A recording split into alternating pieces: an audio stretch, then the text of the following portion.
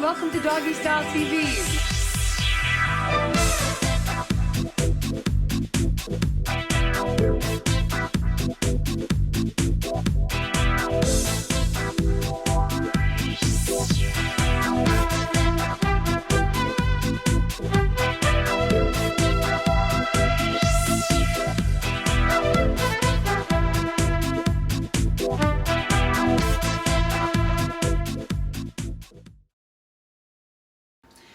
Well, I find as an energy practitioner with people that animals have a very similar structure to humans.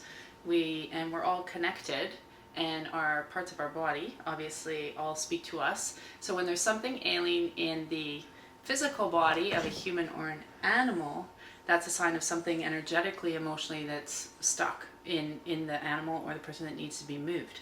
So we find with animals, especially dogs, because they love unconditionally, they will take on a lot of times the energy of their owners and the people that they're around. So it's really important that we move that. And quite often, if an animal shows up with a physical issue, no different than a human would, they've actually held on to the issue that needs to be released in the body. So we find by working with the structure of the body of the animal, no different than we do with the human being, that if we can move the emotion that's holding it in place, whether it's in the stomach or in the heart, then the animal actually shows signs of getting better. Over the time, I've actually studied various modalities, a lot of them that I really have embraced over my work over the last 13 years is more Eastern way of looking at energy and the body. And for me, it was really important that I understood how the body flows together, how the organs talk to each other, and how our nervous system functions. So for me, it was more important that I understood how the science of it works. And there are a lot of modalities out there that are taught all over the world. So it's working with what works for you. I would say for people that don't believe in energy work or understand, there's actually a lot of science that's coming out right now that is readily available on the internet of how we're all connected. And I actually find it quite interesting that people will say that. I get that asked a lot. But our whole body is living, and we're living beings, and we're communicating constantly with other people and places and things. So as we continue to grow, we're learning more and more that everything is connected. And there's a lot more science that actually backs that up, no matter who you like to follow, of how our body carries cellular memories or emotional beliefs and collective consciousness. And our dogs and our animals, they love unconditionally. And we all know that. And you can be, unfortunately, some people can be quite cruel to an animal, but they'll still love you.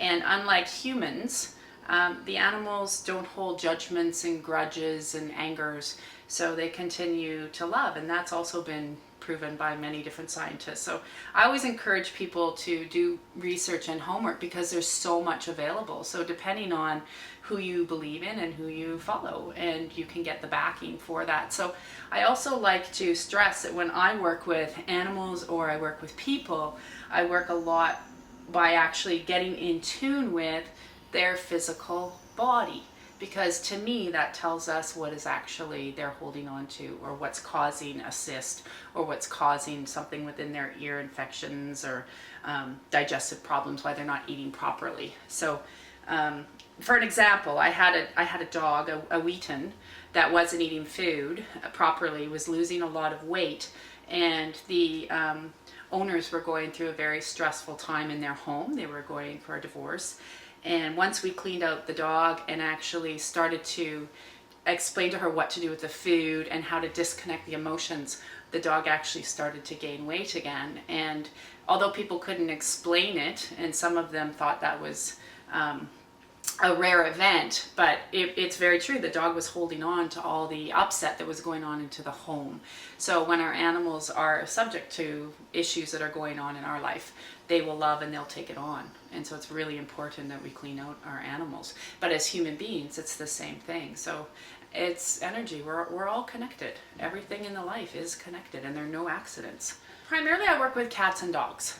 So I have cats of my own, and we have these wonderful little puppies here today too. And I typically, that's what most people have, is cats and dogs. I have had the odd person that have birds or ferrets, and I just tell them how to energetically clean them to make sure that they're functioning all right in the home, but primarily cats and dogs. So we're going to actually show you a little tool on how you can clean out your animal at home energetically. There are lots of different ways to do it, so this is the way that I like to do it, and I'm very get a lot of great results with my animals. So typically I like to work through the entire nerve system of the animal, and it runs from just on the top of their head, just above their eyes. So the intention is to grab any of the energy that may have been stuck from the day. They could have picked it up from people if they were out on a walk, and they might have gone to the groomers, or just various places they've been through the day. So we grab the energy from the top of the dog's head, we run it all the way, and we pull our hand all the way down the spine. Always grab it out the tail and sort of throw it away. So the intention while you're grabbing and rubbing through your dog or your cat, we'll show you how to do it with a cat, is to run it through the spine, pull the energy, and actually throw it out the tail. It's just a very simple way of energetically cleaning your animal at the end of each day, which quite often we're petting our animals anyways, so it's a pretty easy tool to remember.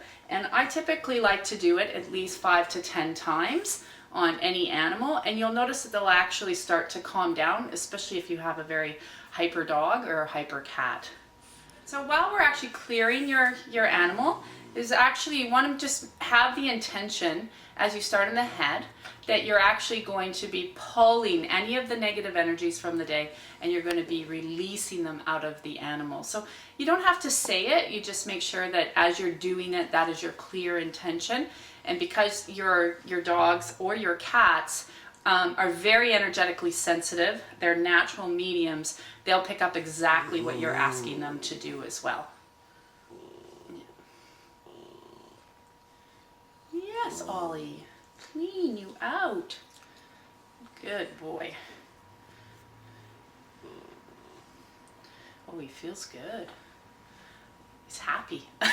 He's happier already. He's like, wow. Ollie, good boy. Look at you.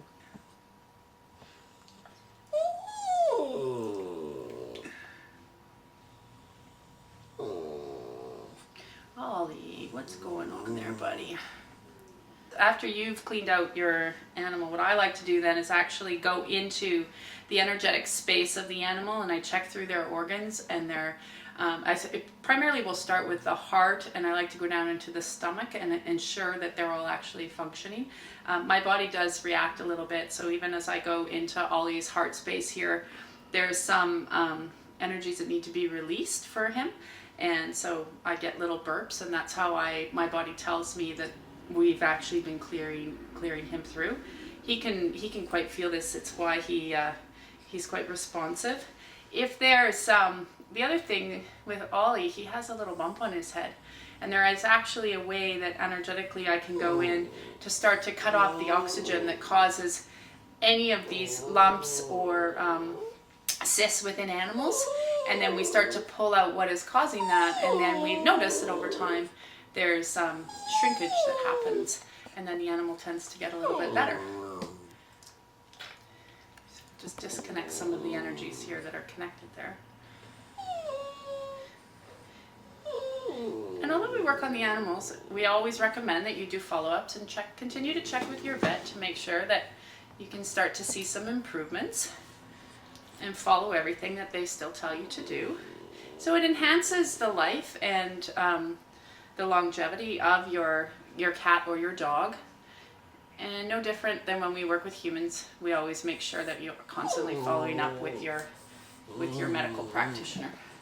He actually feels really good. So for me, when I touch an animal, I feel, or I work with a human, I feel it in my physical body. So that's how I know where to go on the animal that I'm working with.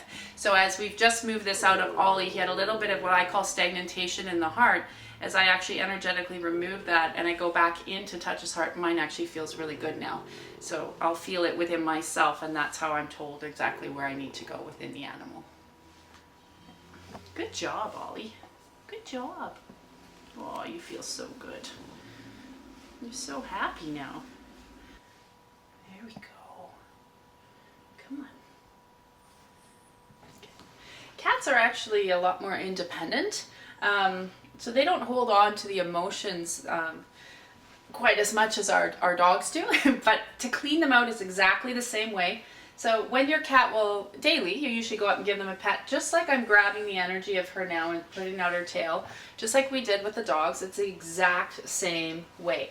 You'll find she has a little bit of anxiety going on right now. It's why she's having a hard time staying still. And we can slowly start to pull that out of her. And the more that she actually allows us to help calm that down, then eventually she will start to settle down. So it's just, again, it's going from their head with the intention of pulling it all the way out of the tail. Come here, sweetie. And all the way back. So I one time heard a doctor say that deals with pets, that cats have this wonderful ability to take on the energy and go spit it out the window, and dogs sometimes will hang on to it because they love so much. So, but it's really quite interesting. If you look at animals, cats are more independent than dogs. So it's just like this. You can see how she's allowing me to pull this out. And you can also see where she's been losing some of her hair, which again, that's usually a lot to do with anxiety. And over a little bit of time, she's getting upset now. She'd like to go lie down. That will start to change and settle out the more that you continue to work with her. Bye, Frida. She leaves. She's lovely. I always remind my children every day to do a sweep of their pets, just to make sure that they're not holding on to anything, because I do work with a lot of people. Cats and dogs are mediums, so they will see everything that's coming in from the other clients as well. So it's really important, if you have a lot of people in the environment of your dog or your cat, that you just do a simple cleaning sweep of them every day. That's all it has to take, and that'll actually help your pet react better to the environment that they're in, and keep them in a little bit of a healthier state as well. Yeah. Some of the observations that I've noticed with animals that I've been privileged to work on is if they've had eating problems, disorders, and they're not being able to absorb their food, it actually gets better. Ear infections, we've actually worked through what they've, if they've had chronic ear infections, we've seen them go away. Cysts is a big one, actually. We'll find that a lot of times the dogs will get the cysts on the side of their bellies, and just by working through them and removing them out, that it actually goes down quite quickly. We've noticed that as well. And actually eyesight as well.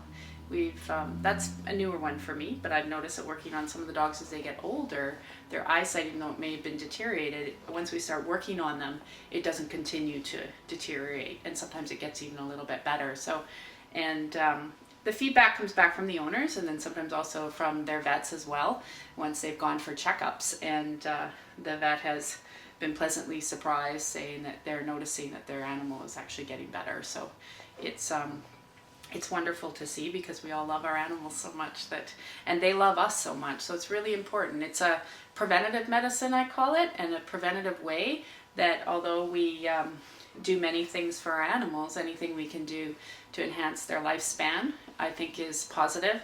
I know with my cats, they're well into their 20s now, and that's a long time. Some cats will live up to 25 or longer, but it's rare. And I've noticed that even with my one cat, she was to have a suggestion of having some surgery on her teeth, and I worked on her, and because she was old enough that I didn't want to put her through surgery. I thought that might be a little bit harmful for her, which was my choice, and she actually got better, and her teeth got a little bit better, and so she didn't have to go through surgery. And when a cat at that age was 18, that's, to me, I just felt it was too old to put her under some kind of anesthetic. So I always encourage the owners to constantly do what feels right for you and your animal, and I always suggest to give it a try if you know that you'd like to have a little bit more relaxed puppy or dog, and know that you can extend their life. Then it's a great thing to add to them as another.